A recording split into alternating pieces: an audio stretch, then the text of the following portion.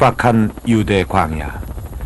풀 한 포기조차 찾기 힘든 이곳에서도 생명은 살아남았다. 수천 년을 이어오면서.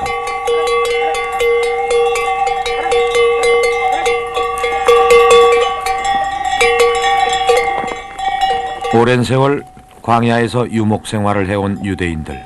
그들은 양들과 여러모로 닮은 게 많다. 이들은 거친 광야에서 살아남아야 했고, 양들이 늙은 양의 보호와 방울소리를 따라 이동하듯 이들도 늘 인도해줄 누군가를 기다려왔다. 성서에는 이런 양에 대한 비유가 많이 나온다. 그 중에는 잃어버린 한 마리 양을 찾아 나선 목자의 이야기가 있다. 풀 한 폭이 없는 척박한 땅에서 태어난 새끼 양은 그래도 서서 걸어야 한다. 탯줄을 잘라줄이 아무도 없는 이 메마른 광야에서 살아야 하기 때문이다.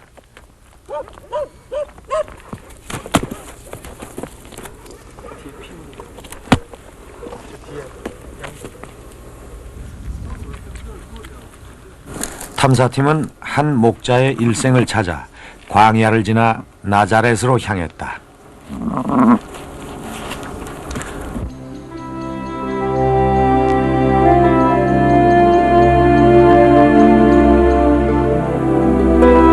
나자렛. 2000년 전 이 이름 없던 촌에 마리아라는 한 여자가 살고 있었다. 우리는 세계 각국에서 보내온 마리아와 아기 예수의 그림을 통해 마리아를 새롭게 만날 수 있었다.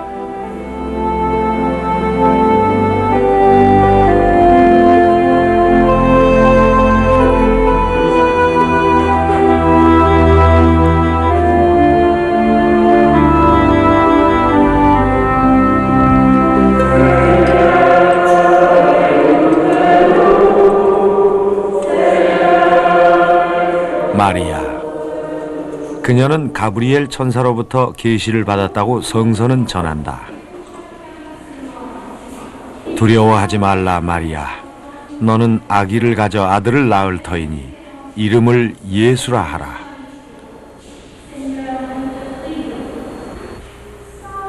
천사는 이곳으로 들어와 마리아에게 수태를 알렸다고 한다. 마리아는 여기서 천사에게 대답한다. 이 몸은 주님의 종입니다. 지금 말씀대로 제게 이루어지기를 원합니다. 그로부터 몇 달 뒤 마리아는 약혼자 요셉과 함께 베들레헴으로 떠난다. 로마 황제 아우구스투스가 호족 등록을 명령했기 때문이었다. 현재 베들레헴으로 가는 길은 쉽지만은 않다. 베들레헴은 웨스트뱅크 내 팔레스타인 자치지구에 속해 있어 반드시 이 검문소를 통과해야만 하기 때문이다. 노란 번호판을 단 이스라엘 시민권 소지자는 그냥 통과하지만 서한 지구에 사는 파란 번호판의 팔레스타인인들은 엄격한 검문을 받아야 한다.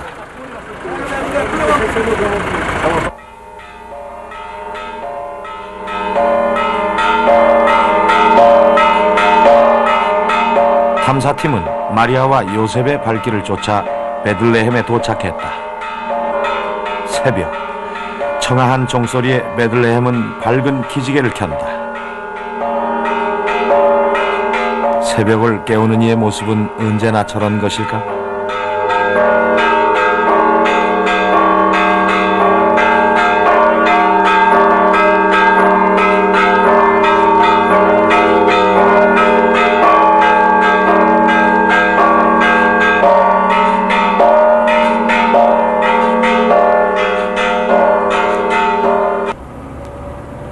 마리아와 요셉은 호적을 등록하기 위해 본적지인 베들레헴에 도착했다. 그러나 모든 여과는 이미 만원이었다. 결국 만삭이 된 마리아는 동굴 속 마굿간에서 여장을 풀었고, 예수는 바로 그 마굿간에서 태어났다고 한다. 지금 그곳을 가기 위해서는 좁은 문을 통과해야 한다.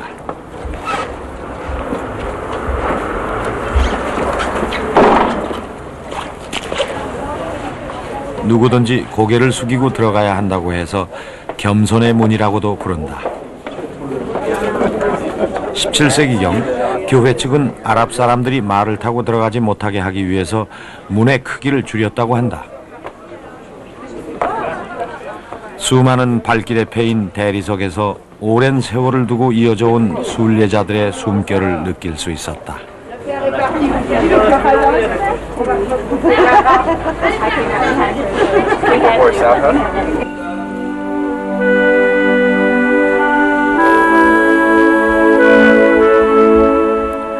마국간 자리라고 전해지는 이곳은 기독교를 공인한 로마 황제 콘스탄티누스의 어머니 헬레나가 발견했다. 그러나 당시에 세웠던 교회는 팔레스타인 밀란으로 파교되고 지금의 교회는 유스티니아누스 황제에 의해 세워졌다.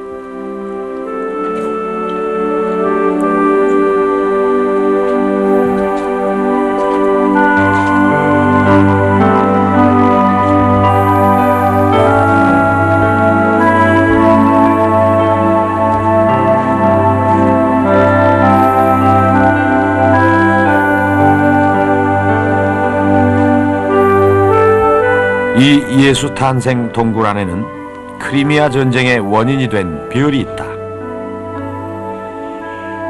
가톨릭 교회가 만든 별을 러시아 정교회가 제거하자 이 지역을 지배하던 오스만 터키가 원상 회복을 요구하면서 분쟁이 일어난 것이다.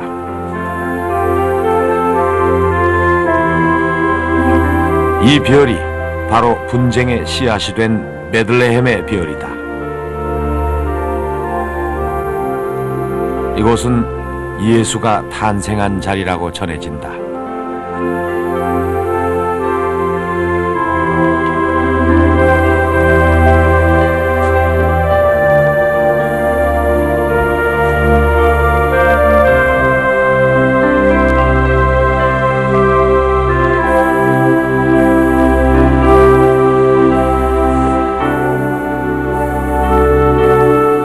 아기 예수는 태어나 강보에 쌓여 이 구유에 뉘어졌다. 이 구유는 대리석으로 만들었지만 당시는 초라한 짐승의 먹이통에 불과했다. 우리는 예수 탄생 동굴이 있는 그리스 정교회 바로 옆에 또 다른 교회가 있다는 사실을 알아냈다.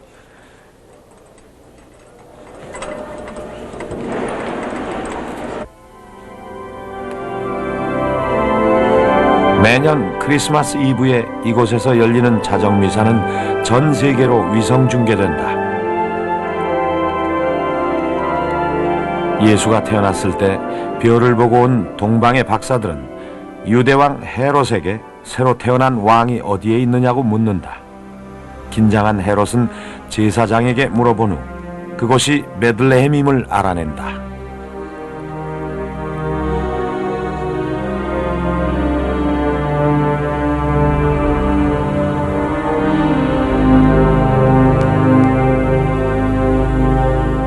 그 뒤 새로운 왕의 탄생의 위기를 느낀 헤롯 왕은 베들레헴에 있는 2살 아래의 아기를 다 죽이라고 명령했다 한다.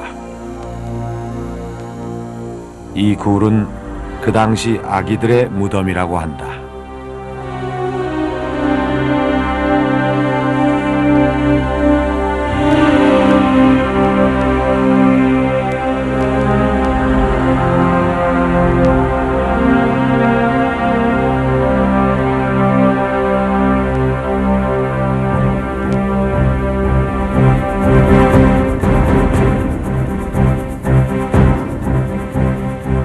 바로 그 헤롯 왕이 만든 항구 도시 가이사리아.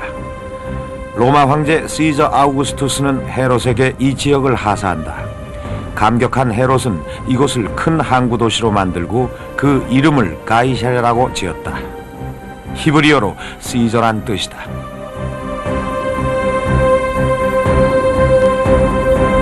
이 웅장한 로마식 수로는 총 길이가 12km나 된다니 당시 가이사리아의 규모를 짐작할 만하다.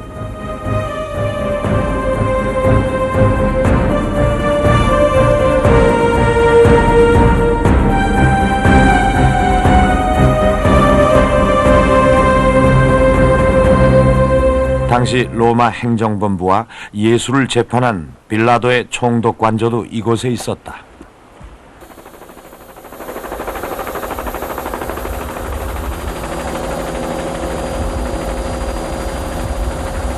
그러나 가이사랴는 십자군 전쟁이 패배한 뒤 이슬람 교도들에 의해 완전히 파괴되고 만다.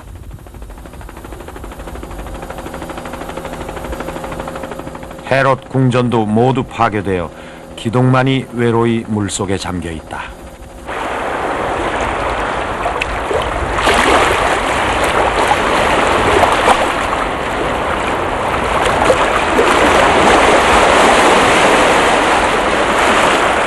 예수를 정치적인 왕으로 오해했던 헤롯. 그러나 예수는 정치와는 아무런 상관없이 나자렛에서 성장하고 있었다.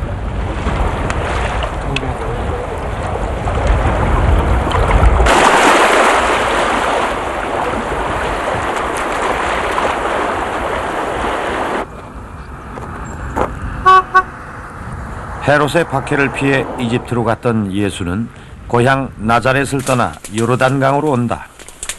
키 한번 내봐.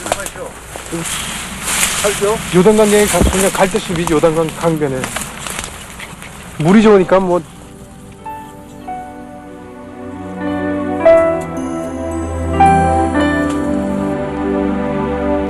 탐사팀은 예수의 행로를 따라 요르단강으로 왔다. 예수는 세례 요한에게 세례를 받는다. 당시 정경을 성서는 이렇게 묘사하고 있다. 예수가 물속에서 올라올 때 하늘이 열리고 성령이 비둘기같이 내리며 이런 음성이 들렸다고 한다. 이는 내 기뻐하는 아들이며 내 사랑하는 자이다.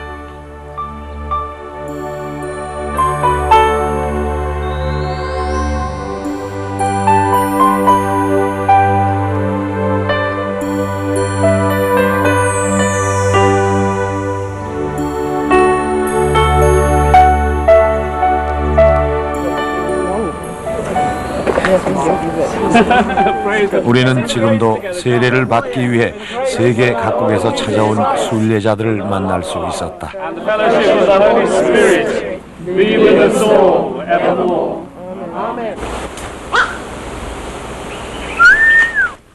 누군가 죽었을 때 기독교도들은 이런 노래를 부른다. 며칠 후 요단강 건너가 만나리. 며칠 후 요단강 건너가 만나리.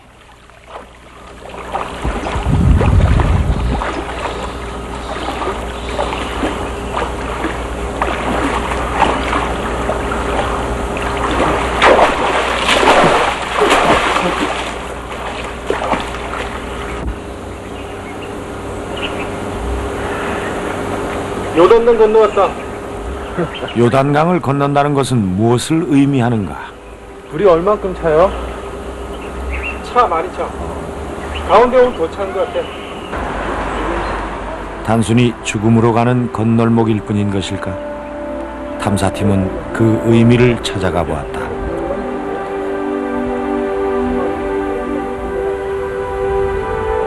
젖과 꿀이 흐르는 땅을 찾아 모세를 따라온 유대인들. 그들에게 요단강은 약속의 땅 가나안으로 가는 마지막 관문이었다.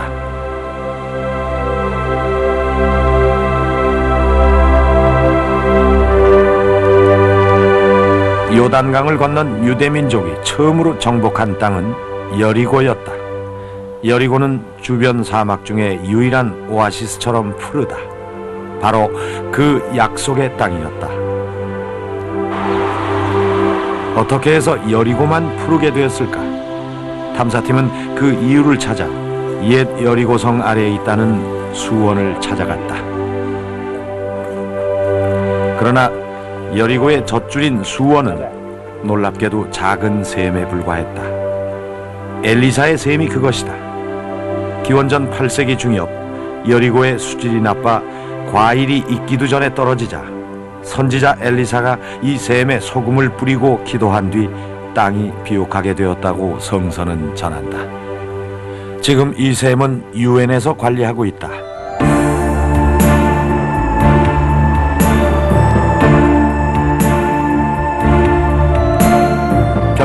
요단강을 건넌다는 것은 죽더라도 행복한 저 세상으로 간다는 의미일지도 모른다. 탐사팀은 요단강이 어디서 시작되는지 그 발원지를 찾아갔다.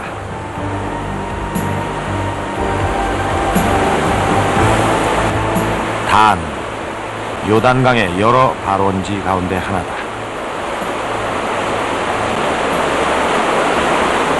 울창한 숲으로 둘러싸인 단에서 시작된 요단강은 작은 돌 틈새와 계곡을 지나면서 큰 강줄기를 이룬다.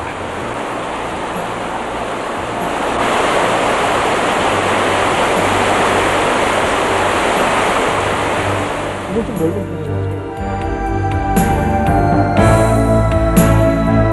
편이죠. 요단강은 이곳에서 예수 활동의 중심지였던 갈릴리 호수로 흘러간다.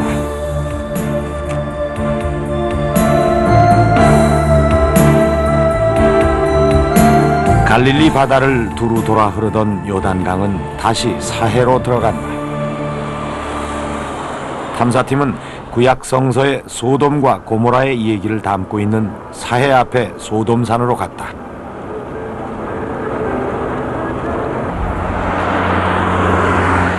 극도의 음란과 타락으로 인해 유황불에 멸망했다는 소돔산.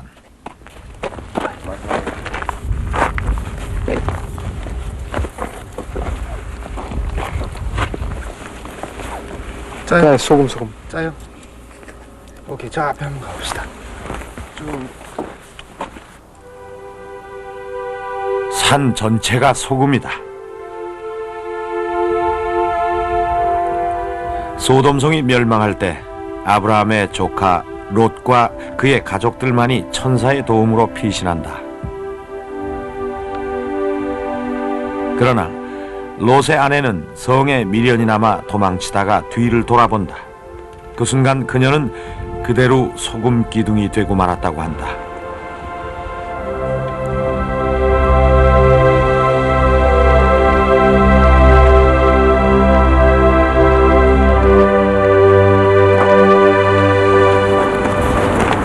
탐사팀은 이 거대한 산과 바위가 무엇으로 이루어졌는지 궁금했다.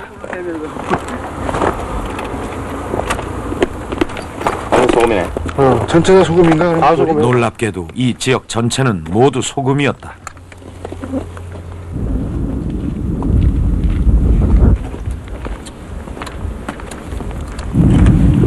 다음 소금.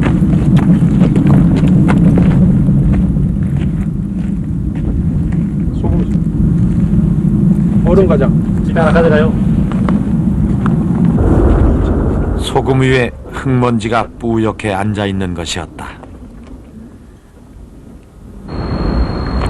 왜 롯의 아내가 있는 소돔산은 산 전체가 소금덩어리일까? 우리는 소돔산 바로 옆에 사해가 위치하고 있다는 사실을 발견했다.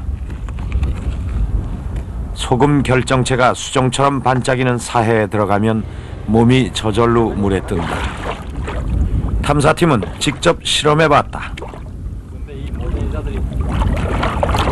누워봐 뒤로. 팔 비고 수영하는 척 하면 안 돼. 이렇게 비어야지 끝이 나지. 등으로 비어. 손 이렇게 눕고 손으로 이렇게 비고 이렇게. 그래. 인근의 산들이 소금이라는 사실이 쉽게 이해됐다.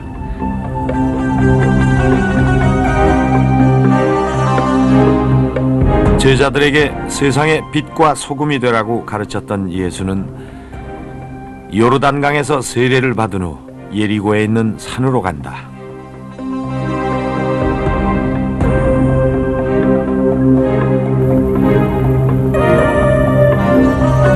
이 산에서 40일간 금식하며 기도하던 예수는 사탄에게 3가지 시험을 받았다고 한다.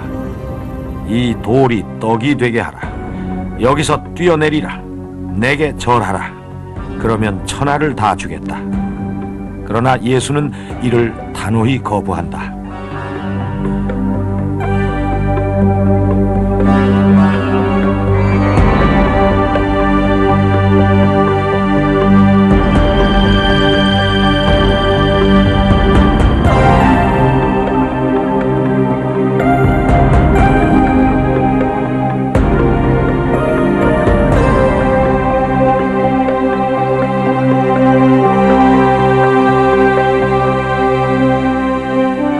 시험산에서 내려온 예수는 아름다운 갈릴리 호수와 그 주변 지역에서 본격적인 활동을 시작한다.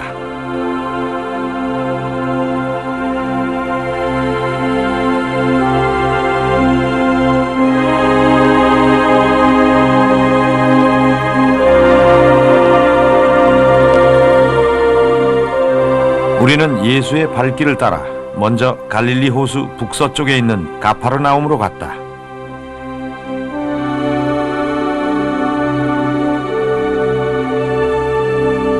가파르나움에 있는 이 유대인 회당에서 예수는 성서를 가르치며 병자를 고쳤다고 한다. 안식일에 병자를 고치는 등 예수의 활동은 당시 전형적인 유대인들과는 상당한 차이가 있었다.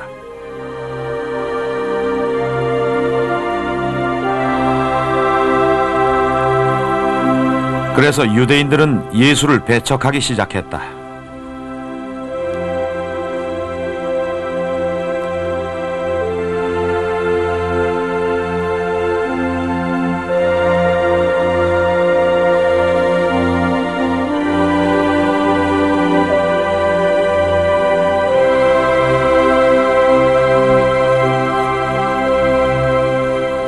탐사팀은 예수 당시의 전형적인 회당이 골란고원 깊숙이 있다는 사실을 알고 이를 찾아 나섰다.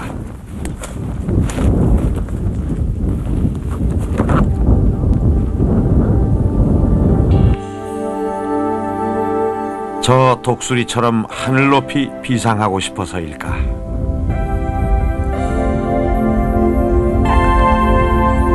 아말라 회당. 다른 회당과는 달리 이 골란고원 기슭까지 들어온 이유가 무엇일까?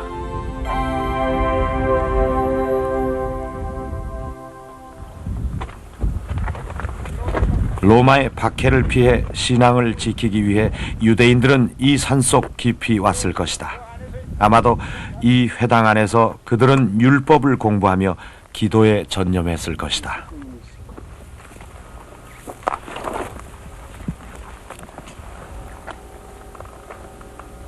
그러나 당시 예수는 이들과 달리 새로운 길을 제시했다. 형식에 얽매이지 않고 참사랑을 실천하라.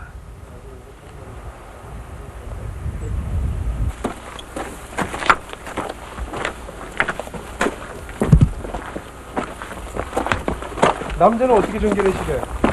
남자는 정결례시 안 하죠. 여자는 꼭 그거 한 달만? 그다음에 애 낳거나. 아이를 낳은 여자나 생리 중인 여자들은 회당에 들어갈 수 없었다. 그들은 여기에서 몸을 깨끗이 씻고 나서야 회당에 들어갈 수 있었다. 현재 기독교의 세례는 여기서 유래됐다는 이야기도 있다.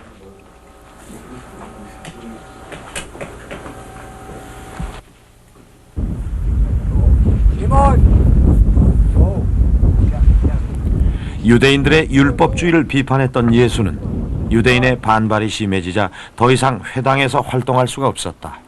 그는 갈릴리 호수와 들판에서 가르침을 폈다. 알로! 예수는 이 갈릴리 호수에서 제자들을 불렀다. Excuse me? I have a problem with the engine because that they didn't answer you. 밤새 고기잡이에 실패한 베드로와 안드레아. 예수는 그들의 배를 빌려 탄다. 예수는 두 사람에게 이렇게 말한다. 나를 따라오너라. 내가 너희를 사람을 낚는 어부가 되게 하겠다. 탐사팀은 어부 두 사람을 설득해서 갈릴리 호수에서 고기잡이를 했다. 2000년 전 베드로가 예수를 만나기 전에 했던 것처럼 갈릴리 호수에서는 암논, 무싯재, 메카시, 사딘 등 다양한 종류의 고기가 잡힌다. 여기서 잡히는 고기 중에 일명 베드로 고기라는 것이 있다.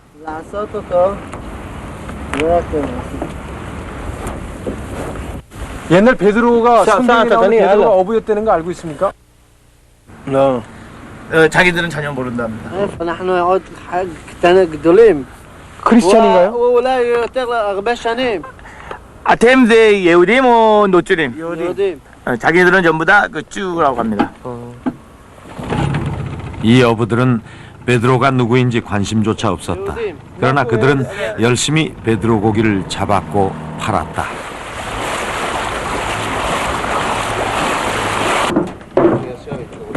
이 베드로 고기를 우리나라에서는 바쏘라고 부른다.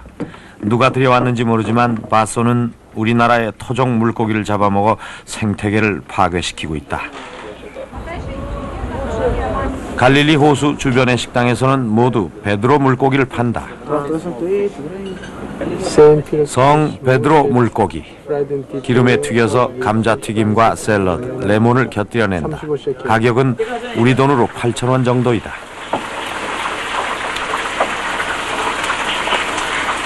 요리법은 간단하다. 내장을 빼내고 기름에 튀기기만 하면 된다.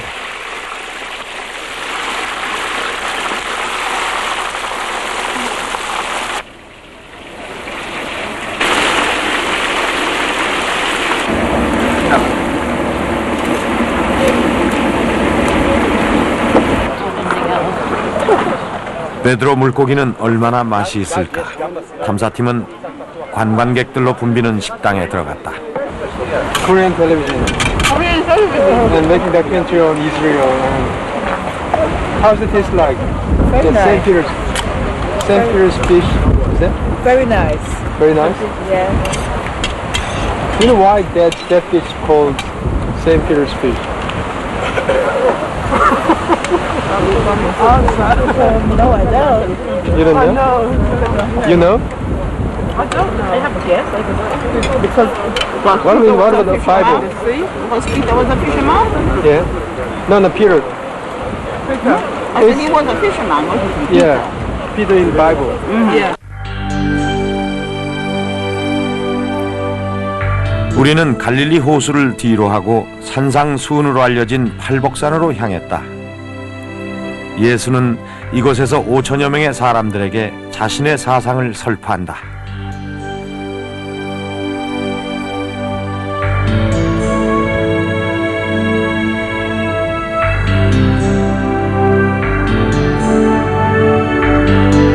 성서는 그 내용을 이렇게 전한다. 마음이 가난한 사람은 행복하다. 평화를 위해 일하는 사람은 행복하다. 옳은 일에 줄이고 목마른 사람은 행복하다. 그들은 만족할 것이다.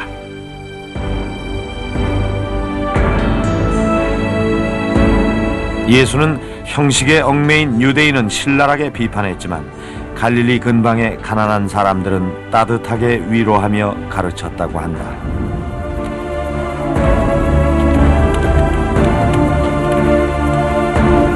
갈릴리와 가파르나움 등에서 활동하던 예수는 6월절이 가까워오자 예루살렘으로 향한다.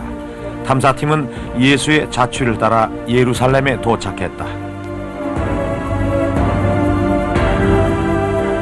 탐사팀은 성서에서 말한 예수의 기적의 장소를 찾아갔다.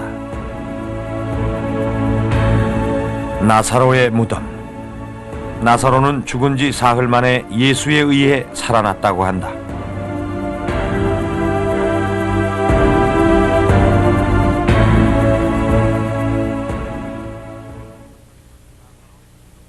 탐사팀은 나사로의 무덤을 뒤로 하고 예수의 발길을 다시 따라갔다.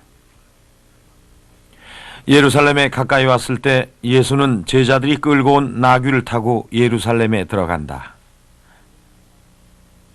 성서에 의하면 예수의 입성은 수많은 무리들과 아이들의 열렬한 환영을 받았다고 한다.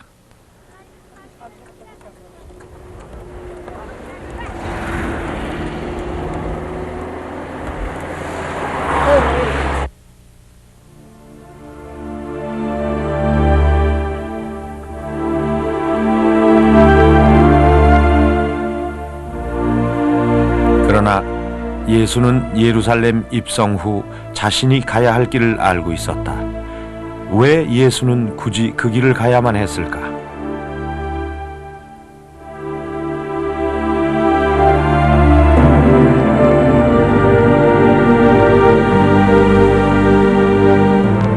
감람산에 올라가면 예루살렘이 가장 잘 보이는 곳이 있다. 탐사팀은 예수가 예루살렘을 쳐다보며 눈물을 흘렸다는 곳으로 갔다. 성서는 예수가 여기서 예루살렘 성의 멸망을 예언하며 울었다고 전한다.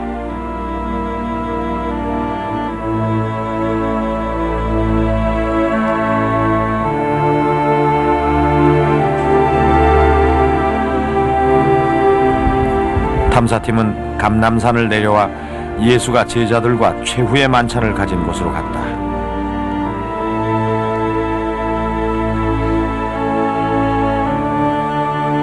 일명 마가의 다락방이라 불리는 이곳에서 예수는 제자들의 발을 직접 씻기고 떡과 포도주를 나누면서 예수 자신을 기념하라고 당부한다. 현재 기독교의 성찬식은 여기에서 유래했다고 한다. 그 자리에서 예수는 제자들 중에 자기를 배반할 자가 있다고 말했다고 한다.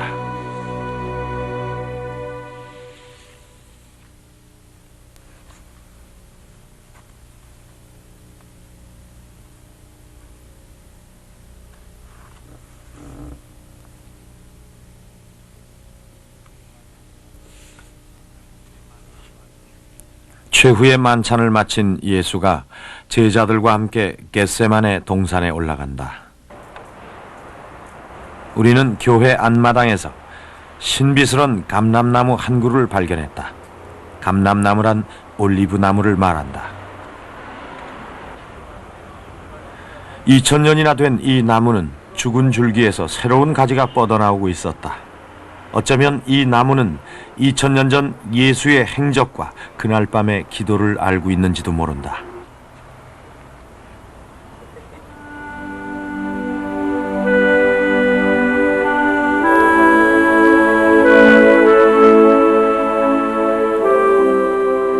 예수는 이날 심한 고민에 빠져 제자들에게 자신을 위해 기도해달라고 부탁했다고 한다.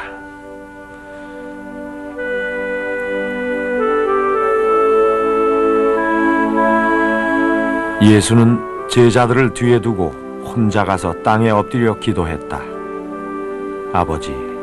아버지께서는 가능하다면 이 잔을 내게서 거두어 주십시오. 그러나 내 뜻대로 마시고 아버지의 뜻대로 하소서. 이 바위가 예수가 기도했다고 알려진 바위이다.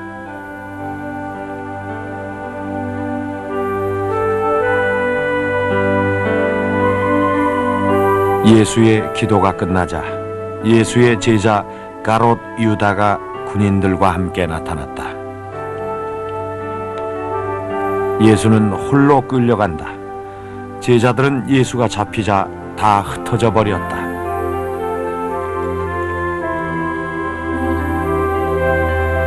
예수 당시에 있었던 이 벽 아래의 돌들은 예수가 어떻게 끌려갔는지 알고 있었을 것이다.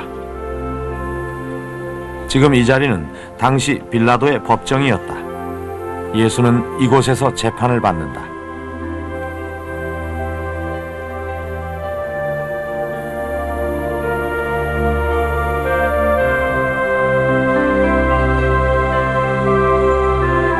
예수는 하느님을 모독했다는 죄명으로 유대인들에 의해 재판에 회부되었다. 빌라도는 손을 씻고 나서 예수를 유대인에게 넘긴다.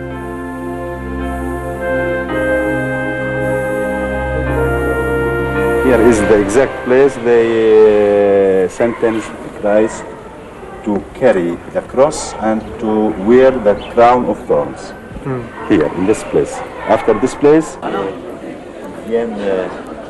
예수가 십자가형을 선고받았던 이곳에는 매주 금요일 오후 3시에 프란치스코 수도회에서 주관하는 예수 십자가의 길에 동참하고자 세계 각지에서 사람들이 몰려온다. Can I ask you where you're from? England. England. What about you? New Zealand. From New Zealand. Chile, Argentina, from Germany. Philadelphia, Philadelphia. Pennsylvania, United States. Verso il luogo del cranio detto in ebraico Golgota. 이들은 예수의 길을 따라간다. 비아 돌로로사, 순환의 길, 십자가를 지고 빌라도의 법정에서 출발하여 골고다 언덕에 이르는 길을 이렇게 부른다. Aiuta Gesù, stare dietro a Gesù. Ricordati, o Gesù, di Santo. That they may follow you wherever you go. Amen. Pater noster, Qui es in celis, sanctificetur.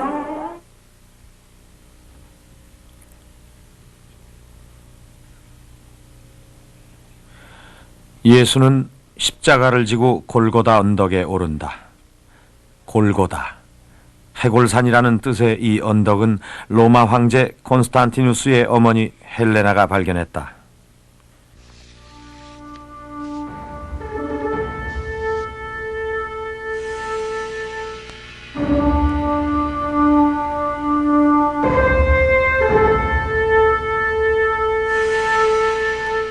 우리는 성서에 기록된 대로 죽음을 향해 나아가던 한 젊은이의 길을 따라가 보기로 했다.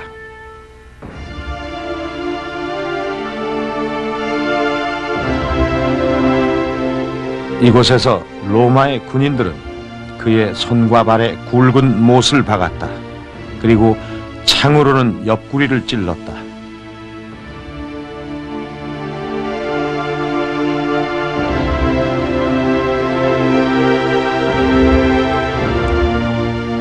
제자들은 모두 도망갔으며 주위엔 어머니 마리아와 몇 명의 여인만이 남아 있었다.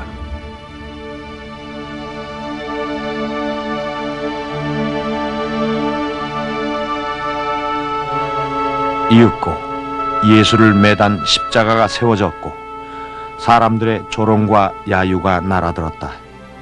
그는 마지막으로 이렇게 외쳤다고 한다. 목이 마르다.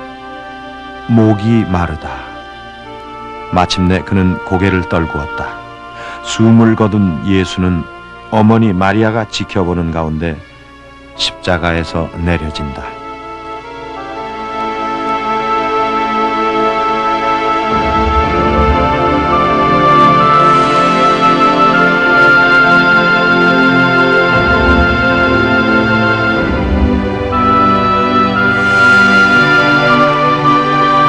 그는 가난한 사람의 벗으로 고통받는 사람의 친구로 살고자 했었다. 그의 시신을 거둔 사람들은 그렇게 가난하고 고통받는 보잘것없는 이웃들이었다. 그의 시신은 세마포에 쌓여 바로 이 바위에 뉘어졌다.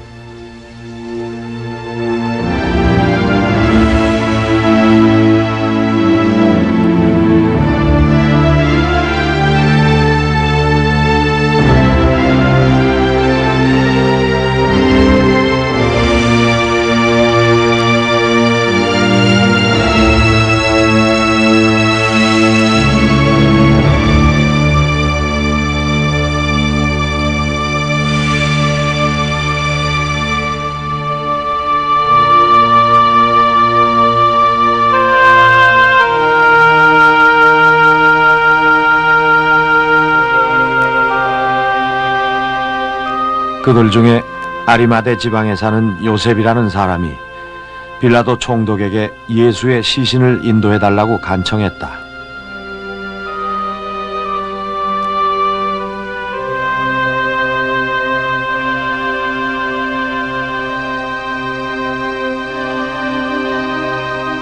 그의 죽음은 여느 사람의 그것과 다르지 않았다.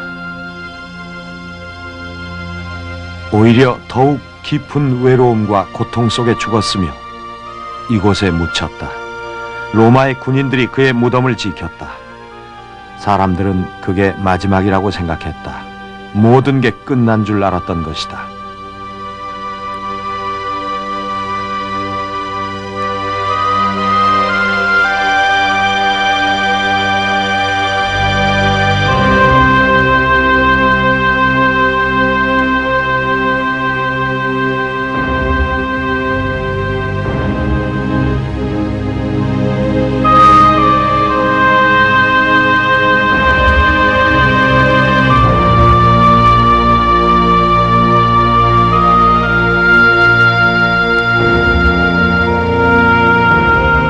그런데 사흘 만에 그의 무덤이 열렸다고 성서는 전한다.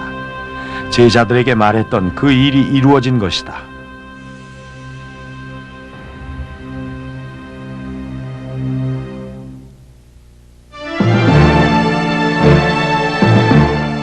예수, 가난한 목수의 아들로 태어나 불과 30의 나이에 이 세상을 구원하겠다고 외쳤던 젊은이.